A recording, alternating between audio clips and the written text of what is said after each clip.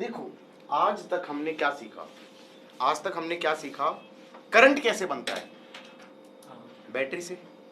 Current कैसे बनता है, बिजली कैसे बनती है, बिजली बनती है बैटरी से।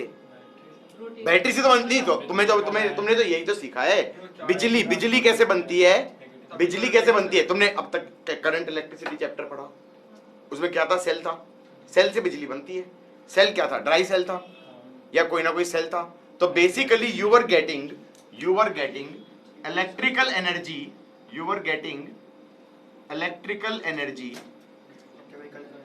फ्रॉम केमिकल एनर्जी, हाँ या ना। यही तो हो रहा था आज तक। तुम्हारे पास एक ही तो जरिया था इलेक्ट्रिकल एनर्जी लेने का, from chemical energy. That's not a very feasible way of getting energy. Why, तुम्हें एसी चलाना है, ओ एक काम करो जी, लेके आओ बे सेल, लेके आओ 2000 सेल, उनसे हम एसी चलाएंगे। नॉट फीजिबल, हाँ या ना। You need a way to convert mechanical energy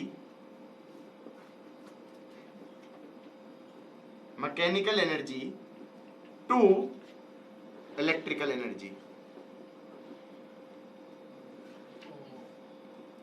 You need to convert mechanical energy to electrical energy, and that brings us to next chapter, something called as electromagnetic induction. That brings us to next chapter, electromagnetic induction. This is the chapter on which our whole civilization is based. Our whole civilization is based on electricity, हाँ या ना। And electricity is not by chemical energy, it's via mechanical to chemical. मतलब गिरता हुआ पानी mechanical, उससे electrical energy बना दी। कोयला जलाया, कोयला जला के स्टीम बनाई, स्टीम बना के उसको हाई प्रेशर में टरबाइन पे मारा, फिर अगेन मैकेनिकल से इलेक्ट्रिकल। समझ में आ गया। तो हमें ये चैप्टर पढ़ना बहुत जरूरी है। क्यों पढ़ना जरूरी है, क्योंकि technically this is a chapter your whole civilization is based on, technically. So let's delete this thing.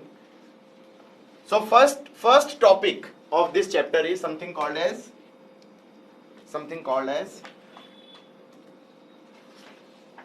motional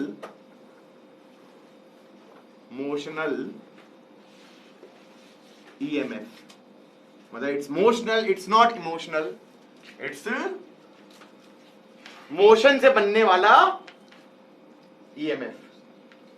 so basically हमारे पास कोई मैग्नेटिक फील्ड है गाइस, क्या है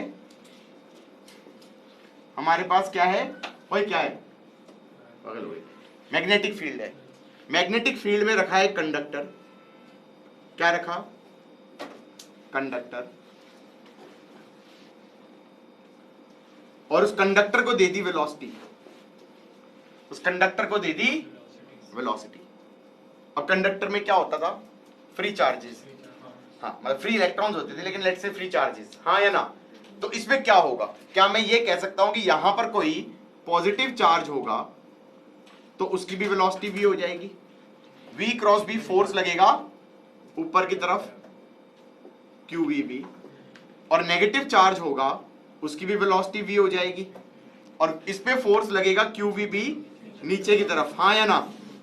सो कुछ देर बाद मैं ये कह सकता हूं, जब ये कंडक्टर से यहां आया, उसकी अभी भी वेलोसिटी है, तो मैं कह सकता हूं ऊपर कुछ पॉजिटिव चार्जेस इकट्ठे होने लग जाएंगे, नेगेटिव चार्जेस नीचे इकट्ठे होने लग जाएंगे। क्यों, क्योंकि पॉजिटिव चार्जेस पे फोर्स लगा ऊपर की तरफ, वो ऊपर मूव कर गए, नेगेटिव पे लगा नीचे की तरफ, वो नीचे मूव कर गए, हाँ या ना। अब ये कंडक्टर है, हाँ इसीलिए कंडक्टर होना जरूरी था, मतलब लक्कड़ को मत भगाना, क्योंकि लक्कड़ को भगाओगे तो उनपे फोर्स तो लगेगा अंदर चार्जेस पे, लेकिन वो मूव नहीं कर पाएंगे, हाँ या ना। तो क्या मैं कह सकता हूं, these are your technically something called as induced charges. Let us say these are your induced charges. अब मैं इन इंड्यूस्ड चार्जेस के बारे में क्या कह सकता हूं, मैं ये कह सकता हूं कि अभी भी फोर्स लग रहा होगा, जो पॉजिटिव चार्जेस तो इकट्ठे होते जाएंगे, और क्योंकि इस पे भी इधर फोर्स लग रहा है, वेलोसिटी इधर है। मैंने कहा ना, ऐसा नहीं होगा। अब क्या होगा, इन इंड्यूस्ड चार्जेस के कारण एक इलेक्ट्रिक फील्ड डेवलप हो जाएगी, पॉजिटिव से नेगेटिव, हाँ, पॉजिटिव से नेगेटिव ही होती है। ये हो गई तुम्हारी इंड्यूस्ड इलेक्ट्रिक फील्ड, ये हो गई तुम्हारी इंड्यूस्ड इलेक्ट्रिक फील्ड। अब मैं कह सकता हूं अब जो नया चार्ज है अंदर, पॉजिटिव चार्ज कंडक्टर के अंदर, उस पे अब इसकी वेलोसिटी थी, तो एक फोर्स तो ऊपर लगा QVB, और एक फोर्स अब नीचे की तरफ लगा पॉजिटिव पे QE। हम ये कह सकते हैं कि अगर QVB अभी भी बड़ा है QE से, तो थोड़ा और बढ़ेंगे प्लस वाले, और नेगेटिव वाले भी थोड़े और बढ़ेंगे, तो E की वैल्यू भी बढ़ेगी। अल्टीमेटली क्या हो जाएगा कि ये कैंसिल होने लगेंगे, हाँ या ना।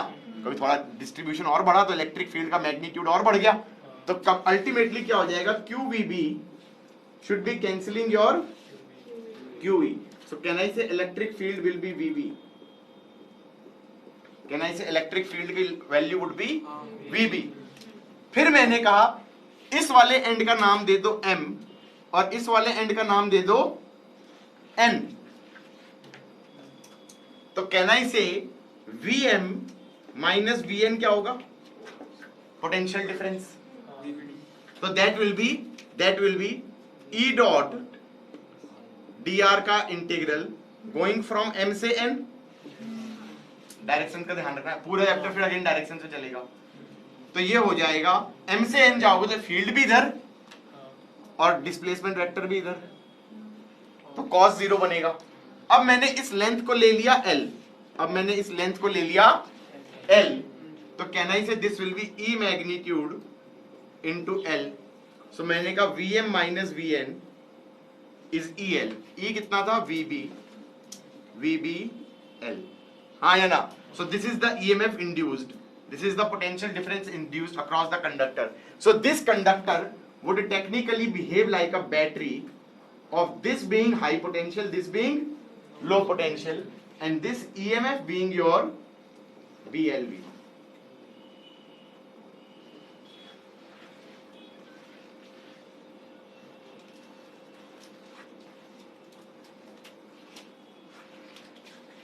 फिर मेरे दिमाग में आया, I want to talk about in vector form. I would say Q V cross B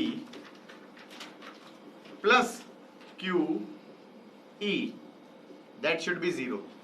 Basically यही तो हो रहा है। So electric field technically should be minus of V cross B. So technically VM minus VN should be E dot R from M to N, that's minus of V cross B dot L from M to N, that's VM minus VN, and this thing magnitude becomes BLV. समझ में आया कि नहीं आया? This magnitude becomes BLV। Net force 0 कर रहे the charge पे, vector form में दो फोर्सेस 0 होनी चाहिए, तो QV cross B plus QE should be what 0, हाँ या ना। E should be minus V cross B। उस हिसाब से मैंने कह दिया कि भैया VM minus VN is BLV। So okay, और इसका मैग्नीट्यूड कितना आ गया, BLV आ गया। अब तुम्हें समझ में आना चाहिए, ये जो चीज है इसे बोल देते हैं स्केलर ट्रिपल प्रोडक्ट। क्या बोल देते हैं, स्केलर ट्रिपल प्रोडक्ट, जो तुम्हें किसी को पता नहीं होगा, if I am not wrong. और मैथ में ये सीखोगे कि ये बेसिकली मान लो कोई पैरेललो पाइप्ड होता है, what the hell is parallelepiped, हाँ वही ऐसे होता है।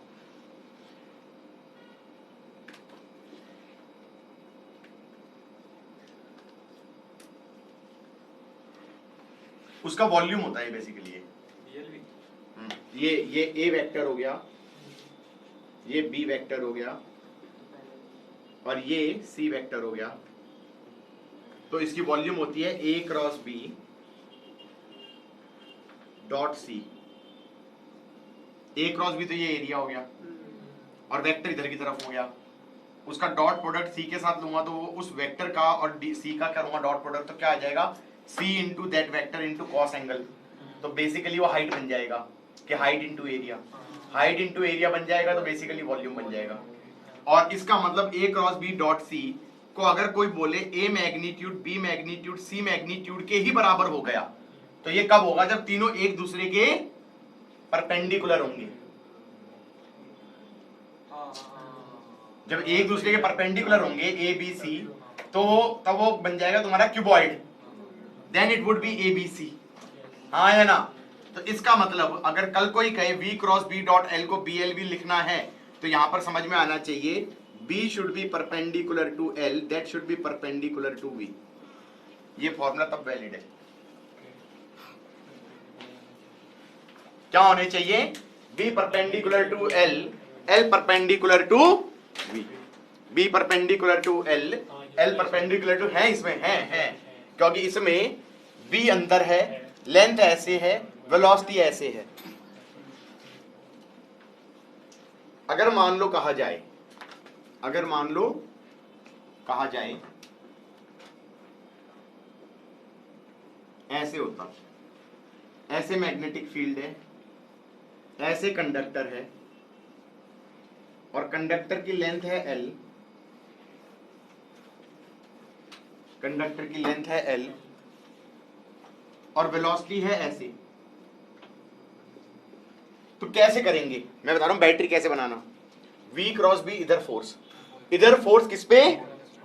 पॉजिटिव चार्ज पे, तो पॉजिटिव इधर आएंगे, नेगेटिव इधर आएंगे। बैटरी कैसे बन गई? ऐसे, हाँ या ना? और सीधा क्या बोल दिया? दिस बैटरी इज BLB, हाँ या ना? अब तुम कहोगे ये क्वेश्चन इतना आसान से क्यों करा रहा हूं? क्योंकि इसी में निपट जाओगे, गलती करने की बात आएगी ना। मान लो ये कंडक्टर ऐसे होता और वो ये कहते कि वेलोसिटी इधर है, तो M और N के अक्रॉस पोटेंशियल डिफरेंस नहीं आएगा, क्योंकि V क्रॉस B करोगे तो एक्चुअली पोटेंशियल डिफरेंस आना चाहिए इस लेंथ के अक्रॉस, ऊपर नीचे के अक्रॉस, हाँ या ना? और ऊपर नीचे के अक्रॉस थिकनेस नहीं दी मान लो, हाँ या ना? जैसे मैं हवाई जहाज वाला क्वेश्चन बोल रहा था, you will actually have to see कि पोटेंशियल डिफरेंस किसके अक्रॉस आएगा। क्योंकि अगर कोई कहे ये प्लेन है, तो प्लेन की लेंथ के अक्रॉस तो नहीं आएगा, क्योंकि वो तो वेलोसिटी और लेंथ पैरेलल हो जाएगी।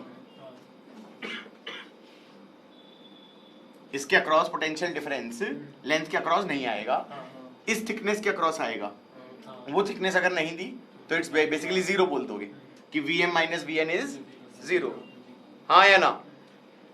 पोलैरिटी का ध्यान रखना है कि मैग्नेटिक फील्ड ऐसे है, मैग्नेटिक फील्ड ऐसे है, और लेंथ मान लो ऐसे है, और वेलोसिटी ऐसे है, और लेंथ ये है, तो मैं कहूँगा B क्रॉस B करेंगे तो इधर वाली बैटरी बनेगी, और ये हो जाएगा B perpendicular to length perpendicular to velocity, तो BLB बन जाएगा, हाँ या ना? फिर थोड़ा सा और दिमाग लगाया मैंने कहा मैग्नेटिक फील्ड ऐसे है, मैग्नेटिक फील्ड ऐसे है, और ये रॉड है, उसका लेंथ L है, और वेलोसिटी ऐसे दे दिया एंगल थीटा पे, तो मैंने कहा वेलोसिटी के दो कंपोनेंट ले लो, V cos थीटा, उसके कारण तो कुछ होगा नहीं, और एक हो जाएगा V sin थीटा, और V sin थीटा के कारण कैसे होगा? V क्रॉस B, तो बैटरी ऐसे बन जाएगी, और ये हो जाएगा BL V sin theta, BL V sin theta, हाँ या ना? गॉट इट और नॉट? हाँ बोलो। अगर थिकनेस भी हो तो फिर कैसे बनेगा? अगर इसने थिकनेस भी दे दी, थिकनेस भी दे दी, तो फिर मैंने कहा एक और भी बन जाएगा। अब एक काम करते हैं ना, कर लेते हैं, वो भी कर लेते हैं, क्वेश्चन बनाते हैं। ये मैग्नेटिक फील्ड है, ये मैग्नेटिक फील्ड है, और ये कंडक्टिंग प्लेट दे देंगे इस बार, कंडक्टिंग प्लेट, इसका नाम दे दिया PQRS, PQRS, इस लेंथ को बोल दिया A, इसको बोल दिया B, और वेलोसिटी दे दिया इधर B। ये बताओ पोटेंशियल डिफरेंस किसके अक्रॉस रहेगा? V क्रॉस B, ऐसे, तो बैटरी ऐसे बनेगी, ऐसे बनेगी ना, हाँ या ना? और ये बैटरी बनेगी B, L का रोल प्ले करेगा A, V, हाँ या ना? अब BAV क्या बोल दोगे? VP माइनस VS बोल दो, दैट इज ऑल्सो BAV, या फिर ऐसे बोल दो VQ माइनस VR बोल दो, इज ऑल्सो BAV। एंड ये कह सकते हो PNQ are at same potential and RNS are at same potential, RNS are at same potential, हाँ या ना? अब तुम्हें समझ में आ गया उसको कैसे होगा? नहीं नहीं मैं तो मैं समझ गया तुम क्या पूछ रहे थे। तुम ये कह रहे थे इसकी थिकनेस भी दे दी, हाँ तो बात तो वही हो गई ना कि एक बैटरी तो ऐसे बन गई दो बैटरी नहीं और दो बैटरी बना दो। और दोनों का सेम आएगा, दोनों नहीं, अलग-अलग आएगा। डिपेंड करेगा, अगर स्क्वायर होगा सेम हो जाएगा। नहीं, cos थीटा भी तो sin थीटा अलग अलग होगी ना। अच्छा, हाँ। दूसरी v cos थीटा के कारण बनेगी, हाँ हाँ तो v क्रॉस b करूंगा तो एक बैटरी ऐसे बन जाएगी, और एक बैटरी काट देंगे। ये बैटरी ऐसे बन जाएगी, ये हो जाएगी b, l का रोल प्ले करेगा ये a v cos थीटा। हाँ तो इसलिए मैं कराता नहीं था, ये इसने बेवकूफ ने पूछ लिया तो मैंने बता दिया। नहीं बस दो बैटरी कैसे आई? अबे एक भी साइन थीटा एक भी साइन थीटा। अच्छा दोनों फेसेस पे I don't know man, I don't know, बस हो गया, लिख लिया। डिलीट मारना, डिलीट मारना, नहीं नहीं दो दो मिनट। मिनट ये मत मारना जो इसने पूछा था और जो मैंने कर दिया वो मत लिखना, उससे पहले तक का लिख लो। हाँ तभी तो हो गया। क्या बता रहा था मैं? रिकॉर्डिंग ऑन हो गई भाई? बात समझो और समझो और बहुत ध्यान से समझो। मान लो मैग्नेटिक फील्ड है ऐसे, मान लो मैग्नेटिक फील्ड है ऐसे और कंडक्टर है ऐसे, रैंडम सा शेप दे दिया हो, ऐसे दे दिया और वेलोसिटी दे दिया ऐसे।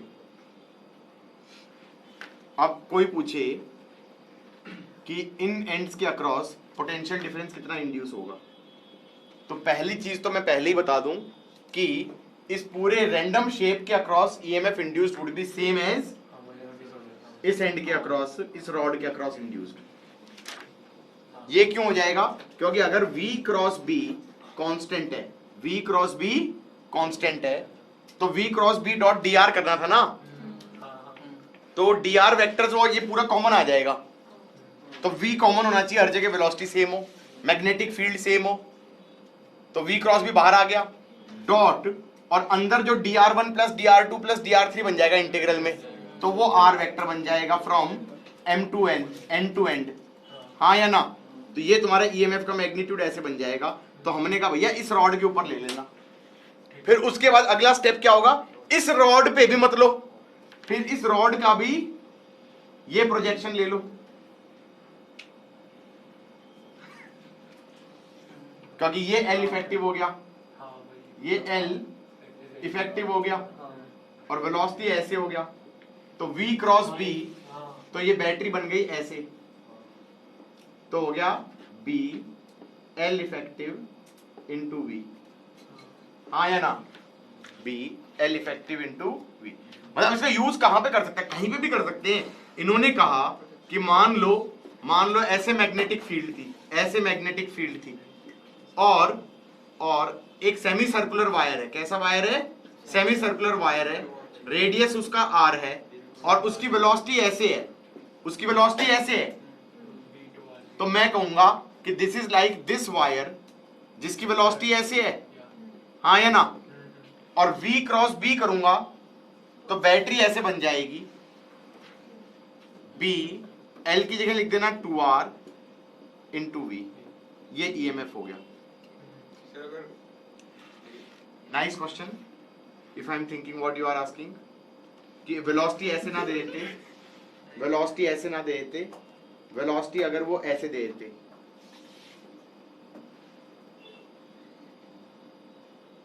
ऐसे दे देते वेलोसिटी, हाँ, तो उसको वो और ले लेते हैं। तो फिर मैंने कहा इस वाले पार्ट के अक्रॉस अलग होता, इस वाले पार्ट के अक्रॉस कैसे होता, इसकी लेंथ ये ले लेते और उसकी वेलोसिटी ऐसे होती, ये इस पार्ट के अक्रॉस का, ये इस पार्ट के अक्रॉस। हाँ या ना? और V क्रॉस B, तो बैटरी ऐसे बनती, तो B RV, BLV, और फिर ये वाले पे अक्रॉस अलग देख लेते, इसको इस पे बैटरी इस वायर पे बनती और इसकी भी वेलोसिटी इधर होती, तो V क्रॉस B, तो ये बैटरी ऐसे बनती, BRV सेम बनती, तो ये टेक्निकली ये जो ऐसे जा रहा है, तो ये सर्किट ऐसा बनता कि एक बैटरी इधर बनी है और एक बैटरी इधर बनी है। हाँ, ये वाली बैटरी है, ये वाली बैटरी है, और ये वाली बैटरी है, और इन दो पॉइंट्स के अक्रॉस पोटेंशियल डिफरेंस 0 है। वो वैसे भी दिख रहा था क्योंकि इसमें एल इफेक्टिव क्या हो जाएगा, 0 हो जाएगा। मजा आ गया? Got it? टफ था? ये ऐसे है, इस वाली लेंथ का प्रोजेक्शन ये होगा और इस वाली लेंथ का प्रोजेक्शन भी ये होगा। अब सही है? बात समझ में आई? और फिर ये वाले में वेलोसिटी ऐसे है, तो V क्रॉस B किया तो बैटरी ऐसे बन गई, और इस वाले की वेलोसिटी भी इधर है, तो V क्रॉस B किया तो बैटरी ऐसे बन गई। अब तुम कहोगे इसका ये कैसे ले लिया? पहले इसका ये लिया और फिर इसका वेलोसिटी के परपेंडिकुलर कंपोनेंट ये लिया। पहले इस एंड पे ये लिया, फिर मैंने कहा इस लेंथ का वेलोसिटी इधर थी, इस लेंथ की वेलोसिटी इधर है, तो वेलोसिटी के परपेंडिकुलर वाला ये हो जाएगा, और फिर टेक्निकली दोनों बैटरियां कट गई। क्योंकि एंड टू एंड देखूंगा तो किरचॉफ वोल्टेज लॉ से सोचूं तो Vm minus Vn is going from N to M, तो दोनों बैटरियां टेक्निकली क्या हो गई, कट गई। यहां तक की बात समझ में आई? कुछ मैग्नेटिक फील्ड ऐसे थी,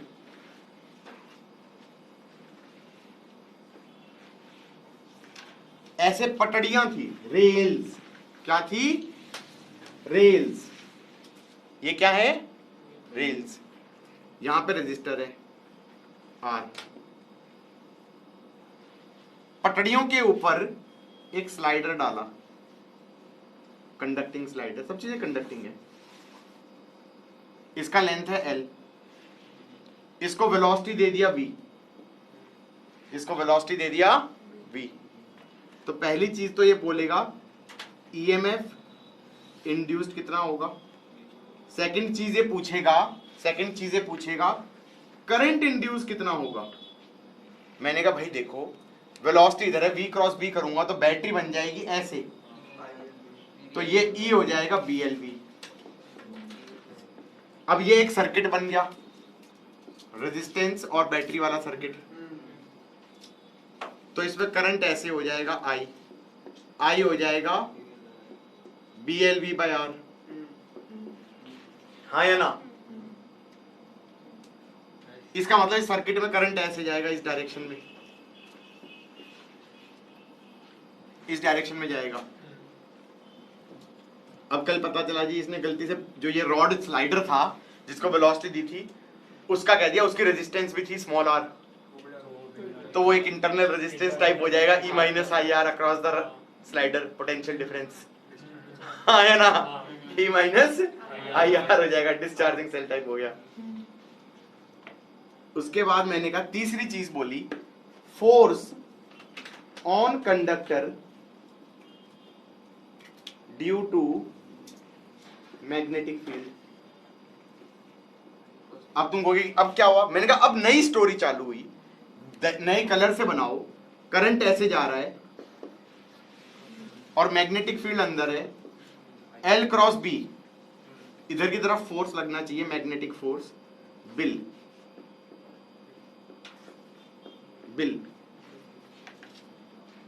L cross B IL cross B। हाँ या ना? तो ये फोर्स कितनी लगी? BIL। ये हो गया B into BLV/R into L, so this will be B square L square V/R।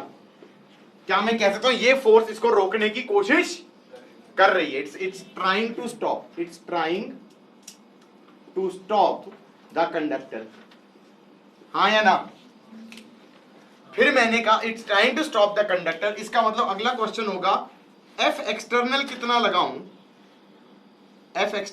लगाऊं टू मेंटेन कांस्टेंट वेलोसिटी। यही हो जाएगा, कांस्टेंट वेलोसिटी बोला है ना, तो इसका मतलब एक्सटर्नल इधर की तरफ लगाओ, डायरेक्शन हाँ या ना? तो ये कितना हो गया, B square L square V by R. Direction is all important. पांचवा कि what is power supplied by F external to maintain constant velocity. तो ये आ जाएगा B square L square V square by R. फिर किसी ने कहा छठा, what is power supplied by cell. तो ये सेल ऐसे है और इसमें करंट ऐसे जा रहा है, तो ये टेक्निकली डिस्चार्जिंग ऑफ सेल है। तो हम ये कहेंगे पावर सप्लाइड, पावर मतलब एनर्जी पर सेकंड, वो ई आई होता था, ई हो गया बी एल वी और ये हो गया B L V by R. फिर तीसरी चीज पूछी मैंने, heat generated per second in resistor, वो कितना होता है, आई स्क्वेयर आर। आई कितना था, B L V by R का होल स्क्वेयर इंटू आर। हाँ या ना? ये हो गया B square L square V square by R.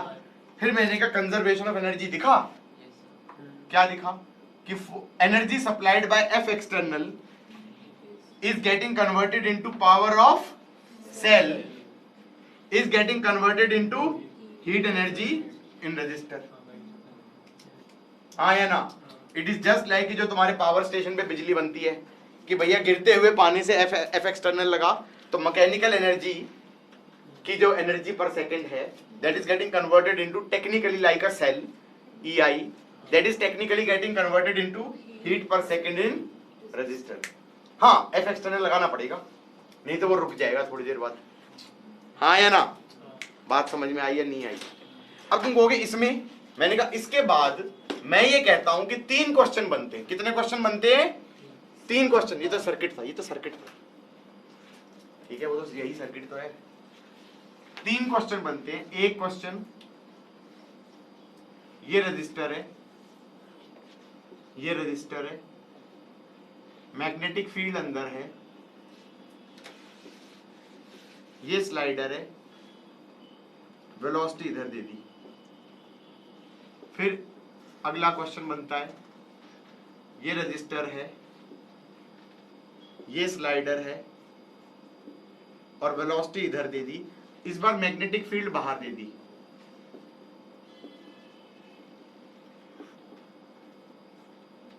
फिर अगला क्वेश्चन क्या बनता है, वेलोसिटी लेफ्ट में दे दी।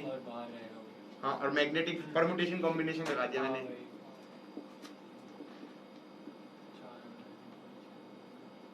इस बार वेलोसिटी इधर दे दी। मतलब अब सारे पार्ट फिर करोगे, आई थिंक मैथमेटिकली तो सेम ही रहेगा। तो what is the difference? Direction, polarity of cell देखना पड़ेगा, फिर तुम्हें करंट का फ्लो देखना पड़ेगा, फिर एफ मैग्नेटिक की डायरेक्शन देखनी पड़ेगी, फिर एफ एक्सटर्नल की डायरेक्शन देखनी पड़ेगी, और फिर एफ एक्सटर्नल की डायरेक्शन के बाद पावर बाय एफ एक्सटर्नल। कहीं ऐसा ना हो नेगेटिव आ रहा हो। एफ डॉट भी करा है भाई मैंने, एफ एक्सटर्नल भी इधर था, वेलोसिटी भी इधर था, एफ डॉट भी किया है, that is F V cos 0, F V cos 0 लिख लिया।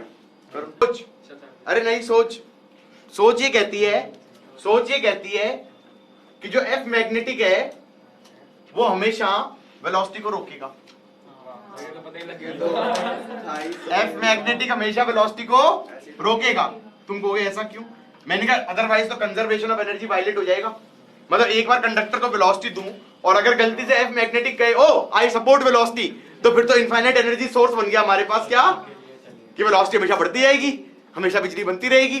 तो F magnetic will always stop velocity and F external should always be in the direction of velocity. F external should always be in the direction of velocity. F external should always be in the direction of velocity. तो तुमने किया होगा तो ऐसा ही निकला होगा हमेशा, हमेशा।